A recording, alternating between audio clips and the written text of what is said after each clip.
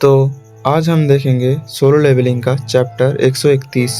तो मांगा के शुरू होने पर हमें दिखाया जाता है वही डंजन जहां जिन्नू और रेस्क्यू टीम अंदर गए हैं और जो हंटर्स बाहर वेट कर रहे थे वो लोग बेचैन हो रहे थे क्योंकि अभी तक जो टीम अंदर गए हैं अभी तक बाहर नहीं आए वो। और फिर दिखाया जाता है कि एक एक करके सब बाहर आ रहे हैं और हमें दिखाया जाता है हंटर्स गिल्ड के लीडर को चाही अपना कंधा देके धीरे धीरे से बाहर ला रही है। और बाहर जो बाकी हंटर्स थे वो सोच रहे थे ये तो सिर्फ एक सी रैंक का डंजन था, फिर इसके अंदर इन लोगों का ऐसा हालत कैसे हुआ। और हमें दिखाया जाता है कि जिन्नू भी बाहर आ रहा है ये सोचते हुए कि आर्किटेक्ट तो मर गया, अब मुझे मेरा आंसर भी नहीं मिला। फिर चीफ जिन्नू को बताता है उन लोगों के बारे में जो अंदर गए थे और मर गए हैं, यानी उनको बचाया नहीं गया। फिर सामने से वो जिन्नू को एक क्वेश्चन भी करते हैं कि तुम्हें कैसे पता चला कि इसके अंदर डबल डंजन होने वाला है। तो सामने से जिन्नू आंसर देता है कि उस डंजन मुझे बुला रहा था वो। फिर जिन्नू ये भी कहता है कि मुझे एक मैसेज आया था और वो मैसेज सिर्फ मेरे हेड में ही आता है। पीछे से चाही आके जिन्नू को पूछती है क्या वो ठीक है।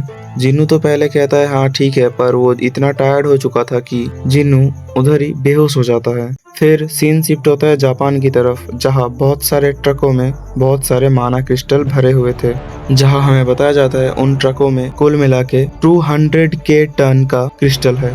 फिर हमें इंटरनेशनल का जो हंटर है वो बताता है कि वो अब माना को एक्टिवेट करेगा और इसे प्रोटेक्ट करेगा और ये डंजन ऑटोमेटिक सील्ड हो जाएगा। फिर अचानक से वो कह रहा था कि कौन हो तुम, अपने आप को दिखाओ, सामने आओ। फिर पीछे मुड़ के देखता है कि उधर तो कोई भी नहीं था और सोचता है कि ये उसका वहम होगा। और हमें दिखाया जाता है पीछे जिन्नू के फादर को जो उस हंटर का तारीफ ही कर रहा था ये कह के कि उसका सेंस बहुत ही अच्छा है। और ये भी बताता है कि अब सब शुरू होने वाला है, वो सब जब जो भी है पहले से ही प्लान था, वो ट्रेजेडी जो कोई भी नहीं रोक सकता। और हमें ये भी दिखाया जाता है कि मिलिट्री फोर्सेस भी आए हुए हैं। फिर इंटरनेशनल बैरियर मास्टर जब सुनता है कि सिर्फ 15 एस रैंक हंटर्स ही आए हैं, उसके इस स्पेल को देखने के लिए बहुत ही कम एस रैंक हंटर आए हैं। और फिर हमें दिखाया जाता है उसी गेट को, वो डंजन अब ब्रेक होने लगा है और हमारा सीन फिर से शिफ्ट होता है जिन्नू की तरफ जो अभी जगह है। फिर बताया जाता है कि जिन्नू अभी तक हॉस्पिटल में था।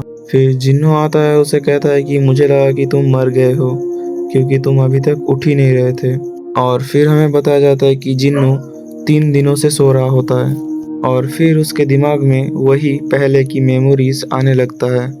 और अचानक से जिन्नू को पूछता है कि जापान में जो गेट आया हुआ था वो क्या हुआ है उसके बारे में। और फिर हमें दिखाया जाता है कि उसी गेट से 6 बड़े बड़े जायंट मॉन्स्टर निकले हैं।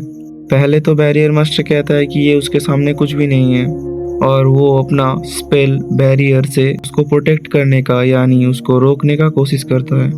जब वो अपने पावर से डंजन के आसपास एक बड़ा सा सील्ड बनाता है तब जो वो 6 जायंट्स निकले थे वो एक एक करके उसको काटने लगता है और उन लोगों ने मिलके पूरे बैरियर को काट दिया होता है। और आगे का हिस्सा हम देखेंगे अगले चैप्टर में।